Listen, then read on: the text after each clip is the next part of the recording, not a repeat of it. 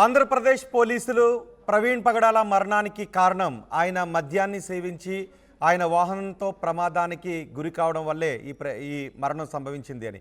కానీ ఆయన వాహనాన్ని మరో వాహనం ఏది కూడా ఢీకొట్టలేదు అని చెప్తున్నారు. ఎక్కడ కూడా వేరే వాహనం ఢీకొట్టింది అనడానికి ఆనవాళ్ళు లేవు అని చెప్తున్నారు. ఆయన 3 సార్లు మద్యాన్ని తీసుకున్నారు. ఆ మద్యం తీసుకున్న కారణంగానే ఈ ప్రమాదం జరిగింది అనే విషయాన్ని కూడా చెప్తున్నారు. సో దీనిపైన మనతో మాట్లాడటానికి ముందు మనం అనుకున్నట్టుగానే అనిల్ ఉన్నారు, లియో, కళ్యాణ్, బాబురావు గారు ఉన్నారు. నిజానికి అనిల్ ప్రవీణ్ పగడాలకు స్నేహితులైన అనిల్ గారు నేను మీతో స్టార్ట్ చేయాలి. కానీ బాబురావు గారు ఆయన డీజీపీ కాబట్టి ఐజీ ఇచ్చిన రిపోర్ట్పై ఒకసారి డీజీపీతో మాట్లాడిన తర్వాత మీ దగ్గరికి వస్తాను. ఆయన డీజీపీగా పనిచేసిన అనుభవం ఉంది కాబట్టి. బాబురావు గారు, ఒక పోస్ట్మార్టం రిపోర్ట్ వచ్చిన తర్వాత పోలీసులు చెప్పే ఆ డీటెయిల్ రిపోర్ట్ వచ్చిన తర్వాత మాట్లాడతాను అని మీరు మొన్న అన్నారు. ఇప్పుడు పోలీసులు మాట్లాడారు. ప్రవీణ్ పగడాల మరణానికి ఆయన తాగి వాహనాన్ని నడపడం ద్వారా చోటు చేసుకున్న ప్రమాదం కారణంగానే చనిపోయారు అని అంటూ ఉన్నారు. ఆల్రెడీ మీరు అడిషనల్ డీజీపీగా కూడా పనిచేశారు కాబట్టి మీకు ఏమనిపిస్తోంది? ఇప్పటిదాకా ఐజీ గారు ప్రెస్ మీట్లో మాట్లాడింది కూడా విన్నాను, చూశాను. ఇప్పటిదాకా ఆయన చెప్పినటువంటి సాహేతుకమైనటువంటి అన్ని వీడియో ఫుటేజెస్ కానివ్వండి, లేకపోతే పోస్ట్ మార్టం రిపోర్ట్ కానివ్వండి, ఆ తర్వాత ఫారెన్సిక్ ల్యాబొరేటరీ నుంచి వచ్చినటువంటి రిపోర్ట్స్ కానివ్వండి, ఇవన్నీ అది హత్య కాదు, ప్రమాదవశాత్తు ఆయనంతటా ఆయనే అక్కడ ప్రవీణ్ గారు పడిపోయి చనిపోయారు అని చెప్పడానికి దాదాపుగా అన్ని సాక్ష్యాలు ఉన్నాయి.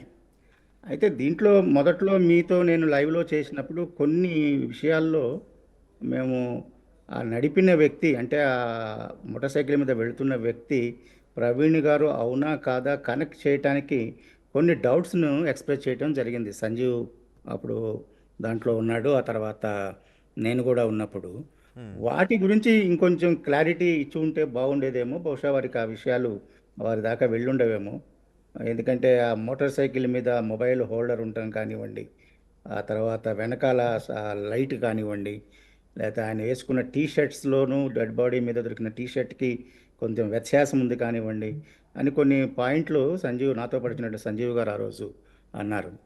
అయితే యాక్సిడెంట్ ఇంపాక్ట్ గురించి ఐజీ గారు చెప్పింది, ఆ ఫారెన్సిక్ ఎక్స్పర్ట్ చెప్పింది కన్విన్సింగ్గానే ఉంది. దాంట్లో ఎలాంటి డౌట్ ఉండటానికి అవకాశం లేదు. ఎందుకంటే అది యాక్సిడెంట్ అయినప్పుడు మనిషి ఏ విధంగా పడతాడు, వాహనం ఏ విధంగా పడతాడు అనేది, ఆ ఇంపాక్ట్ అనేది మనం అంతగా ఖచ్చితంగా చెప్పడం అనేది సంభవం కాదు.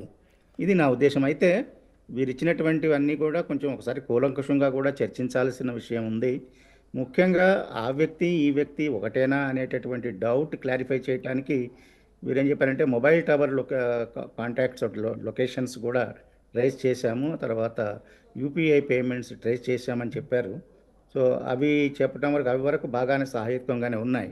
సో ఏదైనా మనకి ఇంకా కొంచెం దాన్ని స్టడీ చేస్తేనే కానీ. అంటే నిజానికి ఉదయం ఇంటి దగ్గర 11 గంటలకు ఇంటి దగ్గర బయలుదేరిన దగ్గర నుంచి మొత్తం ట్రాక్ ఆయన వెళ్ళిన దారంతా కూడా సీసీ కెమెరాస్ పరిశీలించారు. ఎక్కడ కూడా వేరే వ్యక్తి అనటానికి అనుమానం కలగని విధంగానే ఉంది అని చెప్తున్నారు. ఉదయం 12 గంటల ఆ సమయంలో మొదటిసారి ఎక్కడైతే లిక్కర్ షాప్లోకి వచ్చారో అది.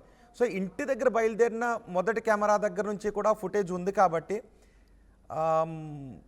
ప్రవీణ్ పగడాల కాదెవరో డూప్ అంటానికి అవకాశం లేదు అనే అభిప్రాయాన్ని వ్యక్తం చేస్తున్నారు. అది కరెక్టే. మనం కూడా సజెస్ట్ చేసినాం ఆ రోజున. అది ఇంటి దగ్గర నుంచి బయలుదేరి దగ్గర నుంచి సీసీటీవీ ఫుటేజ్ చూస్తే యాక్చువల్గా తెలుస్తుందని చెప్పేసి వారు కలెక్ట్ చేశారు. కానీ అన్ని సీసీటీవీ ఫుటేజీలు కంప్లీట్గా చివరిదాకా, ముఖ్యంగా హైదరాబాద్ సిటీలో అన్నీ కలెక్ట్ చేశారా అని చెప్పడానికి వీల్లేదు. ఎందుకంటే చాలా వరకు మిస్ అయి ఉంటాయి కూడా. వారికి అవైలబుల్ ఫుటేజెస్ వాళ్ళు తీసుకున్నారు. బట్ స్టిల్ అంటే కొన్ని డౌట్స్ రావడానికి అవకాశం ఉంటుంది. బట్ అయితే ఒకసారి వారు ఇచ్చినటువంటి సాక్ష్యాలన్నీ కూడా ఇప్పటిదాకా కన్విన్సింగ్గానే ఉన్నాయి. దాంట్లో యాజ్ అ పోలీస్ ఆఫీసర్గా అనుమానించాల్సినటువంటి ఏది కూడా నాకు అనిపించట్లేదు. బట్ స్టిల్ ఇంకొకసారి మనం డీటెయిల్గా దాన్ని ఒకసారి స్టడీ చేస్తేనే కానీ ఒక ఖచ్చితమైన నిర్ధారణకు నేను రాలేనేమో అనిపిస్తుంది అనమాట. ప్రపంచంలో ఏ మూల ఏ క్షణం ఏం జరుగుతుందో వేగంగా తెలుసుకోవడానికి తొలి వెలుగు వాట్సాప్ ఛానల్ని ఫాలో చేయండి.